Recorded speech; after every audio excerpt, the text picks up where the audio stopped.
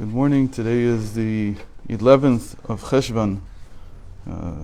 Traditionally, this is the day of the passing of Rachel Imenu, Rachel, the matriarch. And it's the 26th of October.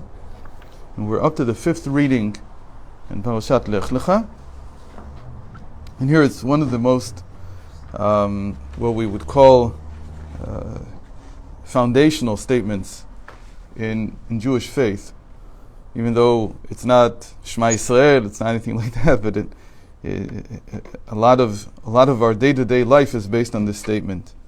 And in the fifth reading, we have what we call the covenant between the shards.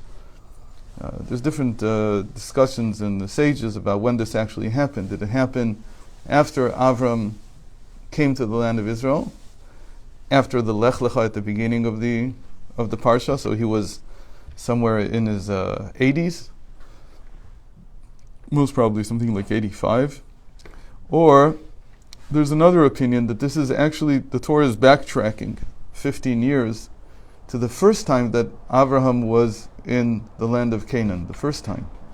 And most people don't know that there's such a thing, but that he first came without the divine commandment to come, because he felt attracted to it naturally.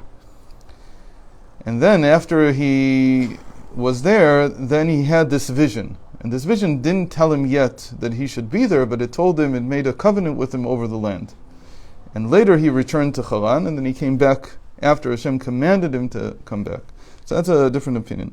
In any case, during this vision, it starts out with Avram falling asleep, and he sees, and here are the verses, he took him, meaning God took him, Abraham, outside and said, look towards the heaven and count the stars. So on the face of it, this is the verse is just saying, you're going to have much offspring. You're going to be blessed if you be here. But the sages take this in a different direction, and they say, what do you mean look at the stars? Looking at the stars until, even today, for some people, but it's very uncommon now. But certainly 3,000 years ago, 3,300 years ago, this was astrology. Looking at the stars was not just look at the stars and try to count them, and it was look at the stars and predict your future. There was always a feeling, that's how ancient culture was, that the stars guide everything that happens on earth. They're the in-between God and reality. We still have something like that. We still, the center of our solar system is the sun. Nobody can run away from that, because without the sun, there would be no life on Earth, because the sun's energy is converted into carbohydrates by plants, and then all of life goes up from there in a cascade, as herbivores eat the grass, and then we eat the herbivores, and so on. But there couldn't be any life. There's no source of energy on Earth itself. So scientifically, even today, we think something like that. But we have to remember that, not to be anachronistic, but to understand that in Avram's time, to look at the stars meant to try to understand how the world is going to advance based on what they had as science. And this science, Avram was very well versed in. He was a master of it. And we call it astrology. So there's a question that someone, a lot of times we get this question for Rav Ginsburg.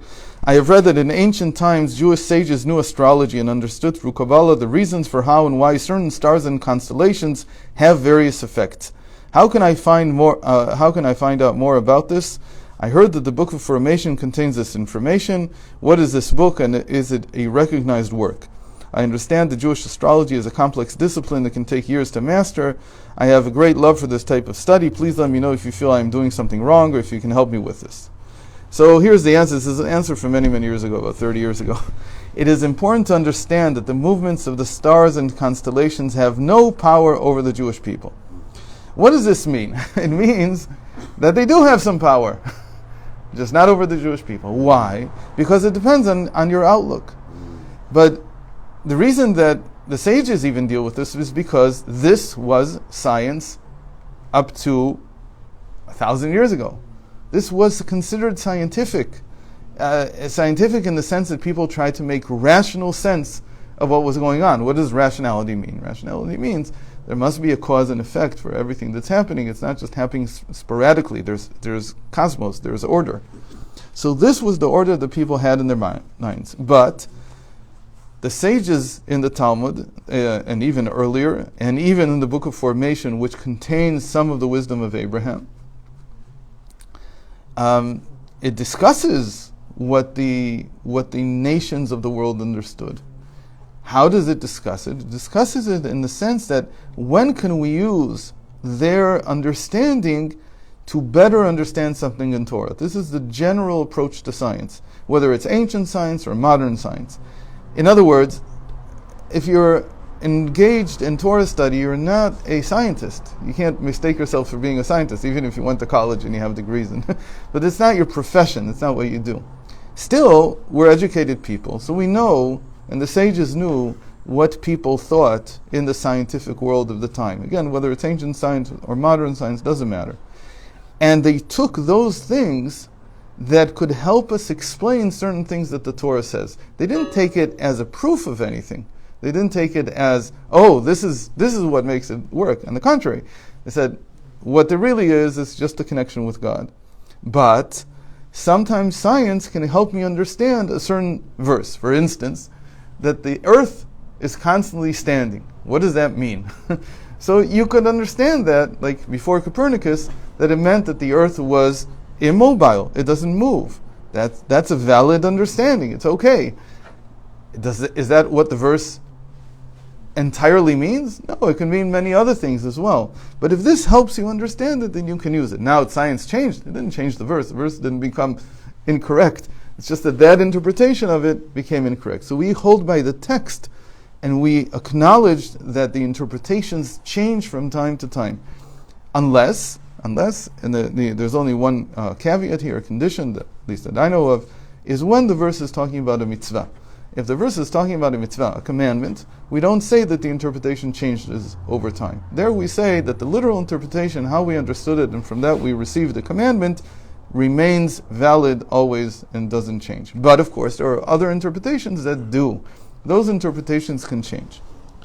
Indeed, the Baal Shem Tov read the saying of the sages, Israel have no mazel, they have no constellation or fortune, as the divine nothingness is the fortune of Israel. Ein mazal Yisrael, instead of Ein mazal Yisrael. Additionally, you should not use the term astrology, as this gives sustenance to the forces of illusion and darkness. God specifically commanded Abraham to abandon your astrology, and that's what Rashi says there, that when he took him out to see the stars, Rashi says he took him above the stars. He took him into a place where he felt that he wasn't being run by nature. And here nature is not science necessarily, because it's not a direct description of nature. It's nature itself. A Jew should not feel that nature is guiding his life. To what extent? Can I not eat? Yes, I cannot eat. Some days I don't eat. Why? Because the Torah tells me to fast. A person could think, how could I possibly not eat a whole day? And then the Torah says, there's days that you don't eat. Nothing happens. A person feels that the only way that they can make a living is if they do X, Y, and Z, and they have to blend in. And the Torah says there's certain limits. You can't steal. You can't cheat. You can't embezzle. You can't take usury. You can't take interest. How in the world can modern society live without interest? So the nations, they do what they do, and you have to somehow work with them. But when you give a loan, you don't take interest. So all these things, they come and say that I'm not interested in the theory called astrology. I'm not looking to say that theory, even using it, this is something that only Rav Ginsburg I've heard saying this, that using the words themselves gives strength to the type of thinking. Because again, what does it mean? Astrology, it means a way of thinking, a way of logic. Instead, use the term the wisdom of Sefer Yetzirah, the wisdom of the Book of Formation, which contains this type of information. Sefer Yetzirah is the oldest Kabbalistic work attributed to Abraham and edited by Rabbi Akiva, the first century sage. It is considered a foundation of Kabbalah as well as of the grammar of the holy language Hebrew. So those are the two topics in it. And maybe I've mentioned in the past that I once wrote a paper for university about the fact that the astrology in the Book of Formation is very ancient. It's not the astrology that was around in the 2nd century when Rabbi Akiva edited it, which is something of a proof that this is something much more early that later was edited. Because if Rabbi Akiva would have written it also, the astrology that would have been contained would have been completely different. Because astrology went through many, many changes. It was the science of the time, so it developed and it evolved. In the time of Abraham, all they knew was something called omens. That's most of what they understood, like locations of certain stars. In Rabbi Akiva's time, astrology and today was based on maps of birth and things like that were non-existent entirely until the 7th century BCE. Abraham, we're talking about the 19th century BC. The wisdom of the stars and planets is true only if studied according to the authentic meaning of the stars. These meanings are dependent on the 12 permutations of unique four-letter name of God, the Tetragrammaton. It is also essential to understand the secret of the correspondence between the months and the 12 tribes of Israel and how they relate to the above. Further, there is a particular mazel, fortune for each day and for each hour. This is something that the Talmud mentions, that the constellation, or in this case the planet, relating to each hour of the day of the week is more important than the whole idea of birth maps and things like that. In other words, you don't have to build this whole thing. You just say when a person was born, the hour is important, only the hour, and all you need to know is the actual planet that governs that hour. That's all it is. And again, you have to know what it means. It doesn't mean that this is governing them. I once had someone here in the United States who was born on Shabbat, and he decided that because he was born on Shabbat, it says in the Talmud, anyone who's born on Shabbat, I don't want to mention it, because if I mention it, then everybody will think that he should understand it literally. But he felt that he was very unfortunate, and he could never break out of this unfortunate. And I was never able to convince him. So really it's a predisposition that a person has. They have a predisposition to be negative and to be pessimistic.